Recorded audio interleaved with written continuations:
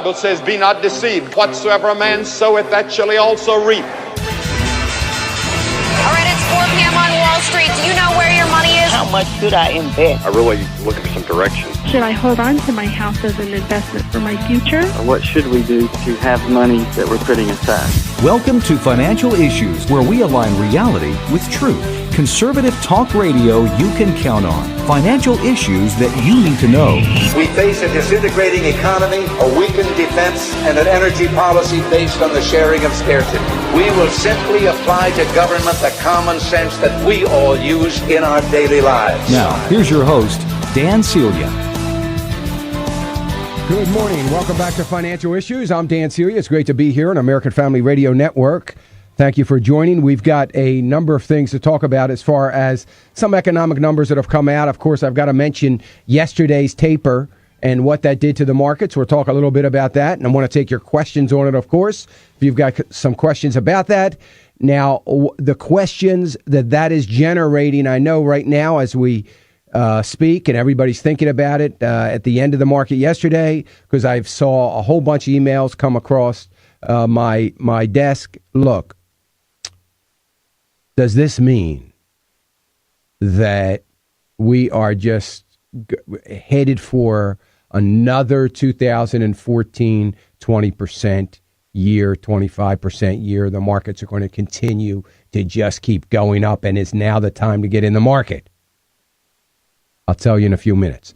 But anyway, 866-300-9298, 866-300-9298. Let's see, do I go to financial stuff, which I need to talk about, or do I talk about some other things that I want to talk about? All right, well, let's talk about, I'm not going to talk about these things. I'm going to mention them. I don't have to tell you about the Duck Dynasty issue with Phil Robertson. You all know it by now. You can see on my Facebook page my comment about it. One of my comments was basically the media just hates backbone and truth. They hate it. Big issue, because they hate the truth being thrown in their face. And they hate anybody that has the lack of political correctness to stand up, to have the backbone to stand up for what they know is the truth. It's a beautiful thing. So I applaud Phil. Thank you, Phil, for that. Great stuff. But, you know, I also sent out on my Facebook page an article from May of this year talking about Duck Dynasty. And the article was very clear. It was basically saying that they had a deal with A&E. If God and guns was going to be a problem with A&E, they weren't going to be able to do the program, or they'd stop doing it. So it's going to be interesting. Now, I got to believe that this is a family of character. We know that. And I got to believe that the program's going to be over on A&E, because I don't, is A&E thinking they're going to suspend Phil Robertson like he cares, but nevertheless suspend him, and everybody else is just going to go about doing their deal? I can't imagine. I certainly would hope not. And I don't think that's going to be the case. So look for Duck Dynasty on some network different than A&E in all likelihood, because the program is far too popular for somebody not to pick it up if they desire to continue to do it. But you might want to check that out. And that's on my Facebook page at Financial Issues, or you saw some of the comments I sent out on Twitter this morning. Again, Financial Issues. I also sent this out, put this on my Facebook page, the article about the VIP hotel vehicles and all those kinds of things that it cost the president, cost you and I for the president's trip to Nelson Mandela's funeral. It was $11 million. You can see some of the details in that article, and you'll find that on my Facebook page as well. I put a little comment on it. It's a good thing we cut military pensions so that we could pay for these kinds of things. So, you know, we're cutting military pensions, and it's a good thing, because I don't know. I'm being sarcastic here. You all know that if you've been listening to me for the last couple of weeks. But crazy stuff. I'm not gonna get off on that again this morning as much as I would like to. 866-300-9298.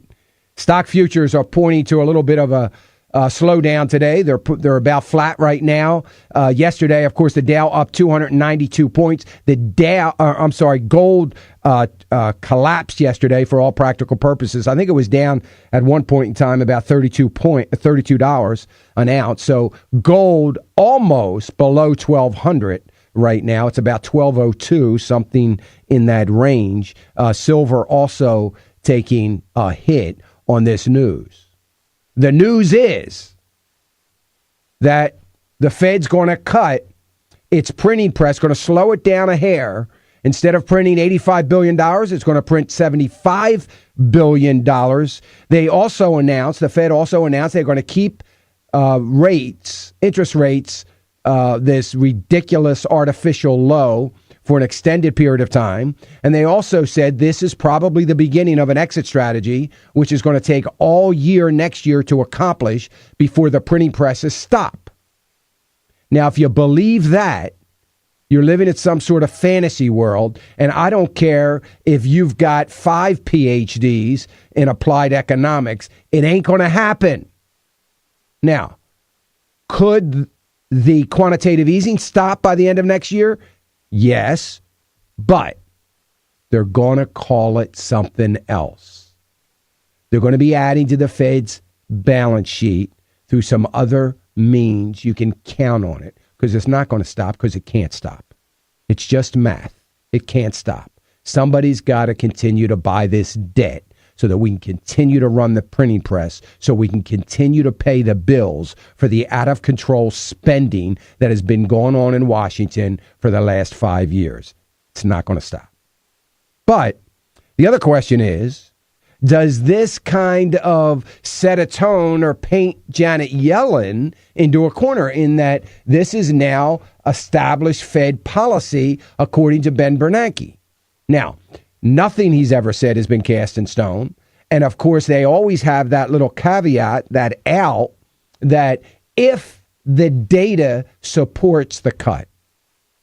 Well, in all likelihood, I don't know what data they're looking at, but if you did this quantitative easing for the reasons that you said you were going to do it, which was the poor data, I'm trying to figure out how you can use that same data and cut right now, because there's no correlation between that. So the data next year is likely to be worse than it is this year as far as GDP growth and the economy in general. So we'll see. I don't think, some are saying Janet Yellen now is kind of thrown into this and is kind of stuck right here. I don't believe that is true, but we'll wait and see. Also, we have the Philly Fed number coming out later on this morning. That'll be out, just talking about the Philly Fed. That is the manufacturing sector, business sector in that particular region of the country. So we'll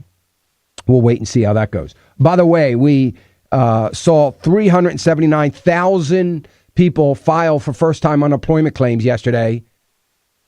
Wait, how can that be, right? Let's think about this.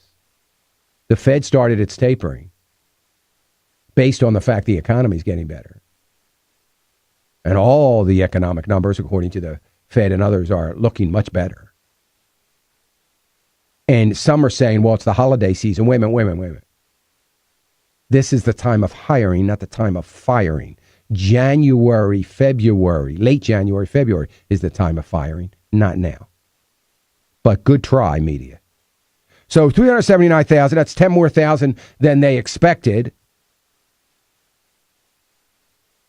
But I don't know why I'm even paying attention to it, because really, everybody will ignore it. Nobody really cares about it. Anyway, here's an interesting note.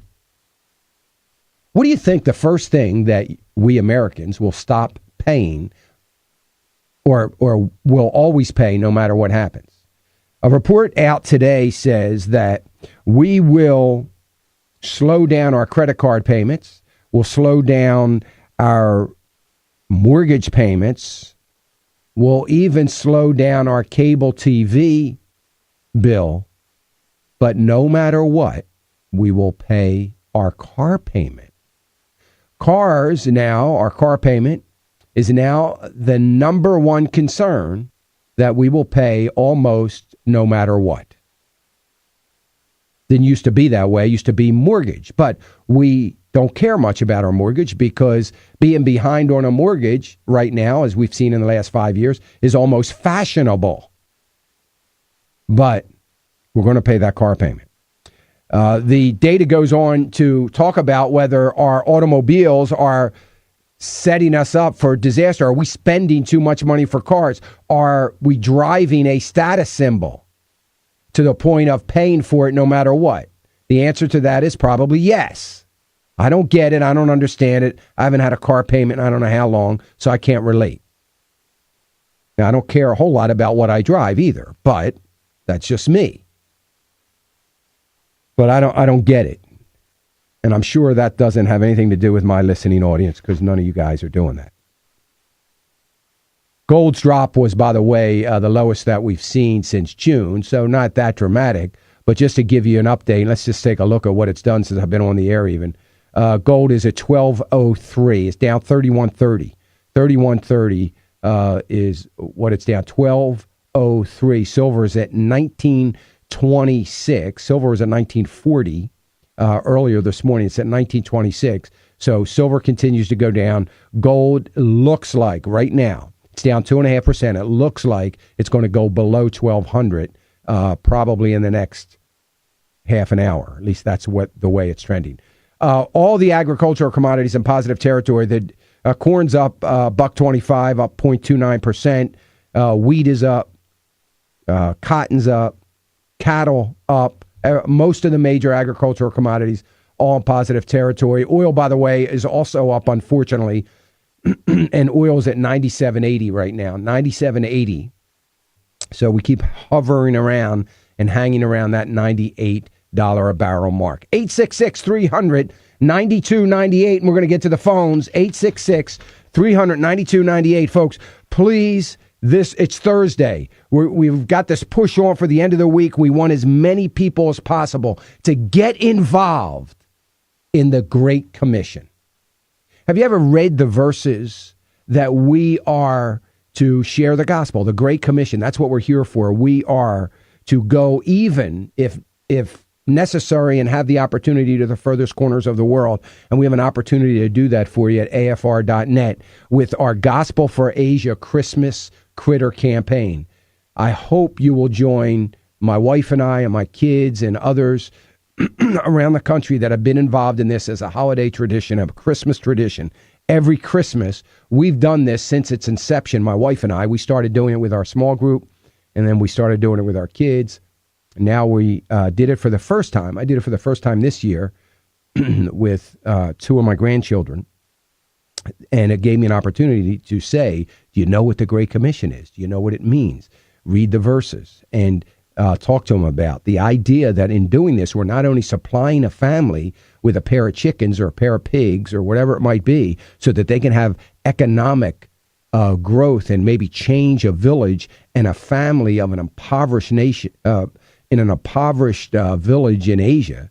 We have an opportunity, and this is an opportunity to share the grace of Jesus Christ and the saving grace of Jesus Christ because it's delivered to them by a pastor or a missionary, a national pastor or missionary. It also gives an opportunity, opens a door to possibly plant a church in this very community. I hope you'll join us today. Would you call right now, 877-907-4628, 877-907-4628, or go to afr.net. That's what we did a couple nights ago with my grandchildren. I clicked on the banner ad there, and it took me to the site where we could look at everything and decide what we wanted to do. afr.net, and I hope you'll join us. You're listening to American Family Radio Network, Financial Issues. We're going to get right to the phones, 866-300-9298. We'll be right back.